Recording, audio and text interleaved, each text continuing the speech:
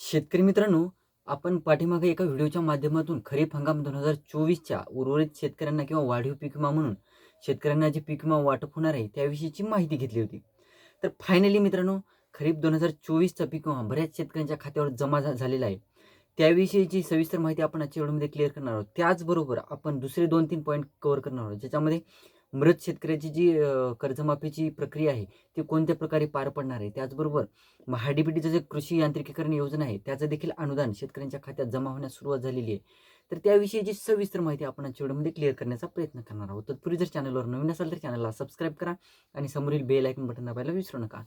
तर नमस्कार मित्रांनो, मी राज सुरेकर, स्वागत आहे कृषी युट्यूब चॅनलमध्ये. मित्रांनो, एकंदरीत बघायचं झालं तर आपण काही दिवसापूर्वी माहिती घेतली होती की खरीप हंगाम 2024चा वाढीव पीक विमा शेतकऱ्यांच्या खात्यावर वितरित होणार आहे.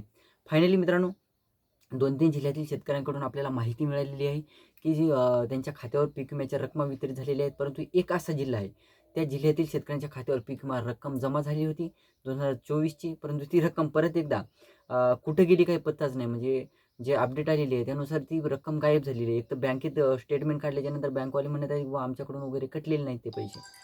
तर मित्रांनो, बघायचं झालं तर हिंगोली जिल्ह्यातील बऱ्याच शेतकऱ्यांच्या खात्यावर खरीप हंगाम 2024चा पीक विमा हा वितरित झालेला आहे. काही मंडळातील शेतकऱ्यांना हा पीक विमा वाटप झालेला आहे.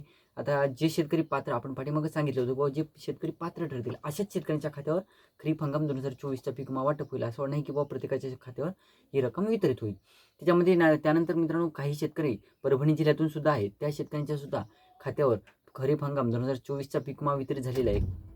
आता त्यावेळेस काय होतं, ₹1 पीक विमा योजना चालू झालेली होती. तर ₹1 पीक विमा योजना होती आणि शेतकऱ्यांच्या खात्यावर कमी रक्कम आली तरी शेतकरी तेवढं टेन्शन घेत नव्हते. कारण की भरायला फक्त ₹100 लागत होते, ₹50 लागत होते त्यांना. परंतु इतर रक्कम त्यांना भरावी लागत नव्हती. त्यामुळे तेवढे सिरियस नव्हते शेतकरी. परंतु या 2025च्या खरीप हंगामापासून शेतकऱ्यांना वाटतं की बाबा पीक विमा मिळालाच पाहिजे. त्यानंतर मित्रांनो, जालना जिल्ह्यातील हे प्रकरण आहे की जालना जिल्ह्यातील बऱ्याच शेतकऱ्यांच्या खात्यावर पीक विम्याच्या रकमा दाखवल्या गेल्या. पीक विमा क्रेडिट झालेला मेसेज आलेली. परंतु मित्रांनो, त्या रकमा ऑटोमॅटिक त्या गायब झालेल्या आणि पीक विमा कंपनीने रिटर्न त्या रकमा घेतल्या का काय केलं, ते बँकेत स्टेटमेंटसुद्धा शेतकऱ्यांनी विचारपूस केली असता बँकसुद्धा म्हणत आहेत किंवा आम्हाला याबद्दल कुठलीही अपडेट नाही किंवा तुमच्या जे स्टेटमेंट असतं किंवा तुमचे जे व्यवहार असते त्याच्यामध्ये सुद्धा तुमची रक्कम डेबिटची वगैरे काही यामध्ये सूचना दाखवत नाही, असं देखील सांगण्यात येत आहे. असं देखील शेतकऱ्यांचं म्हणणं आहे. त्यानंतर मित्रांनो, दुसरा पॉईंट म्हणजे जे शेतकरी, आता काही शेतकरी म्हणजे पीक विम्याचे जे 1,000 पेक्षा रक्कम कमी होती, अशा शेतकऱ्यांना सुद्धा आता म्हणजे ते जिल्हा कोणताही असो, त्या जिल्ह्यातील शेतकऱ्यांच्या खात्यावर 1,000 पेक्षा कमी रक्कम वितरित झालेली होती 2024मध्ये. त्या शेतकऱ्यांच्या सुद्धा खात्यावर टप्प्याटप्प्याने का होईना, आता तुमचं देखील स्टेटसमध्ये काही रक्कम दाखवत असेल किंवा तुमचं खरीप हंगाम 2024चं पीक विम्याची रक्कम स्टेटस काय आहे ते देखील तुम्हाला चेक करून घ्यायचं आहे. म्हणजे तुम्हाला पीक विमा मिळणार का नाही हे देखील क्लिअर होऊन जाईल. त्यानंतर दुसरा पॉईंट म्हणजे मित्रांनो, कृषी यांत्रिकीकरणचा. कृषी यांत्रिकीकरणमध्ये महाडीबीटीच्या ज्या योजना होत्या त्याचं बऱ्याच दिवसापासून अनुदान रखडलेलं होतं. पाठीमागं काही दिवसापूर्वी याविषयी आपण पोकरा आणि महाडीबीटीचा व्हिडिओ देखील बनवलेला होता. फायनली त्याचं अनुदान शेतकऱ्यांच्या खात्यावर जमा होणार आहे आणि तुम्ही देखील कृषी यांत्रिकीकरणमध्ये कोणताही अर्ज केलेला असेल तर काळजी करण्यासारखं काहीही नाही. तिसरा पॉईंट आपण या व्हिडिओच्या माध्यमातून क्लिअर करणार होतो, तो म्हणजे मृत शेतकऱ्याचं जे कर्जमाफीची योजनेची प्रोसेस आहे ती कोणत्या प्रकारे होणार. बरेच शेतकरी विचारत आहेत की बाबा आमचे वडील वारलेले आहेत किंवा आमचं ज्यांच्या नावावर जमीन होती ते वारलेले आहेत, मग याची प्रोसेस काय असणार आहे, आमचं कर्जमाफी कोणत्या प्रकारे होणार आहे. तर मित्रांनो, मयत शेतकऱ्यांच्या कर्जमाफीची प्रोसेस म्हणजे तुम्हाला बँकेकडे जावे लागेल. तुम्हाला ई-के-वाय-सी कशी करायची. आता बऱ्याच शेतकऱ्यांचं काय झालेलं आहे, फार्मर आय डी यायच्या अगोदरच त्यांचे वडील वगैरे किंवा त्यांचे फॅमिली मेंबर हे वारलेले आहेत. मग त्यांच्या नावावर जमीन होती, मग त्यांची कर्जमाफीची त्यांच्या नावावरली कर्ज आहे. मग त्यांची कर्जमाफीची प्रोसेस म्हणजे त्यांच्या फार्मर आय डी वगैरे नाहीत, तर त्यांची कर्जमाफीची प्रोसेस बँकेतर्फे होणार आहे. तर त्यासाठी तुम्हाला आता एक महत्त्वाचं काम करावं लागणार आहे. तुम्हाला बँकेत जायचं आहे, एक अर्ज करायचा आहे. ते अर्ज तुमच्या वडिलांचं जे मृत्यूचं याचं वगैरे रिझन असणार आहे आणि तुमचा म्हणजे मेन्शन करावं लागणार आहे त्याच्यामध्ये तुमच्या अर्जामध्ये की काय झालेलं आहे नेमकं एक्झॅक्ट. तर मित्रांनो, तर त्या अर्जासोबत तुम्हाला काय लागणार आहे, शेतकऱ्यांचं मृत्यू प्रमाणपत्र. शेतकऱ्याचं मृत्यू प्रमाणपत्र लागणार आहे. त्यानंतर वारस प्रमाणपत्र लागणार आहे. आता शेतकऱ्याचा मृत्यू झाल्याच्या नंतर तुम्ही वारस नोंदणी, वारस म्हणून कोणाच्या नावावर जमीन केलेली आहे त्या व्यक्तीचं वारस प्रमाणपत्र लागणार आहे तुम्हाला. त्यानंतर मृत शेतकऱ्याचं आधार कार्ड. आधार कार्डचं आता बऱ्याच दिवसापासून जवळपास 10 ते 12 वर्ष झालीत आधार कार्ड ही येऊन आपल्या भारतामध्ये. आधार कार्ड तर 100% असणारच आहे तुम्हाला या कर्जमाफीसाठी शेतकऱ्याचं. त्यानंतर मित्रांनो, तुमच्या शेतकऱ्याचं ते बँक पासबुक असावं लागणार आहे. त्यानंतर व्हीके नंबर, विशिष्ट क्रमांक आपण ज्याला म्हणतो ते असावं लागणार आहे. त्यानंतर मित्रांनो तुमचा अकाउंट नंबर, बँक पासबुकचा अकाउंट नंबर आणि त्या अकाउंट नंबरसोबतच तुम्हाला कर्ज खाते, आता बँकेकडे एक तुमच्या कर्ज खात्याचा नंबर असतो, ते देखील तुम्हाला असणं आवश्यक आहे.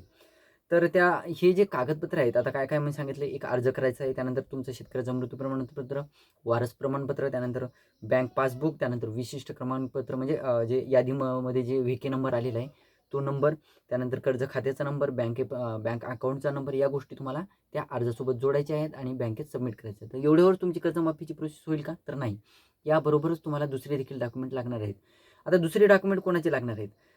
ज्या शेतकऱ्याची वारस नोंद झालेली आहे, तुमच्या फॅमिली मेंबरमधील ज्यांचं वारस नोंदमध्ये नाव आहे त्यांची डॉक्युमेंट देखील यामध्ये लागणार आहे. आता यामध्ये काय सांगितलेलं आहे की जवळपास जी वारस नोंदणी आहे त्यांच्यामध्ये ज्या वारसाचं आधार कार्ड लागणार आहे, तर वारसाचं आधार कार्ड, तुमच्या वारसाच्या नावावर जी जमीन केलेली आहे त्याचं फार्मर ID लागणार आहे.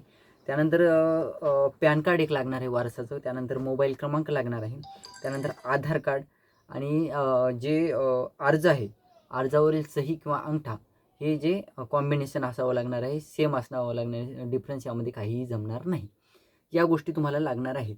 म्हणजे एकंदरीत बघायचं झालं मित्रांनो, राज्यातील जवळपास 50 ते 50,000च्या वर संख्या आहे मृत शेतकऱ्यांची आणि जे कर्जमाफीमध्ये बसलेले आहेत. तर तुमचं देखील नाव कर्जमाफीमध्ये असेल आणि तुम्हाला देखील कर्जमाफीची प्रोसेस करायची असेल, तर तुम्हाला लवकरात लवकर तुमचं हे डॉक्युमेंट तुम्हाला बँकेकडे सबमिट करायचे आहेत. आता हे डॉक्युमेंट सबमिट केल्याच्यानंतर तुम्हाला खरंच कर्जमाफीचा लाभ मिळेल का? लगेचच मिळेल का? तर नाही. हे डॉक्युमेंट सबमिट केल्याच्यानंतर तुम्हाला बँक KYCसाठी बोलवणार आहे.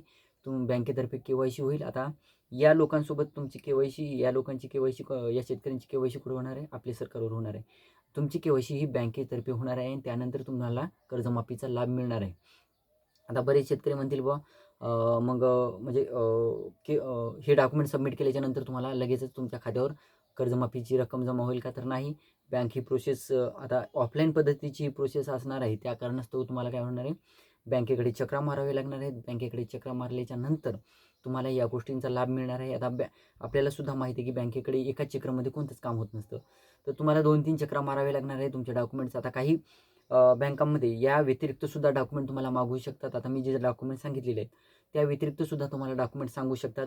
एखादा डॉक्युमेंट एक्स्ट्रा असू शकतो किंवा यापैकी एखादा डॉक्युमेंट कमी असू शकतो, जे बँकेतर्फे मागा. आता कोणाचं ग्रामीण बँकेचं कर्ज असतं, कोणाचं स्टेट बँकेचं कर्ज असतं, कोणाचं जे मध्यवर्ती बँक असतं त्या बँकेचं कर्ज असू शकतं. तर त्यानुसार तुम्हाला तुमचे डॉक्युमेंट तुम्हाला बँक मागवणार आहे आणि त्यानुसार तुम्हाला तुमचे डॉक्युमेंट हे सबमिट करायचे आहेत. त्यानंतर तुमची KYC होईल आणि त्यानंतर तुम्हाला कर्जमाफीचा लाभ हा व्यवस्थितरित्या मिळणार आहे. तर ही होती छोटीशी माहिती मित्रांनो. व्हिडिओ आवडला असेल तर लाईक करा, चॅनलला सबस्क्राईब करा आणि हा व्हिडिओ जास्तीत जास्त जे गरजू शेतकरी आहेत त्यांच्यापर्यंत पोहोचवण्याचा प्रयत्न करा. धन्यवाद.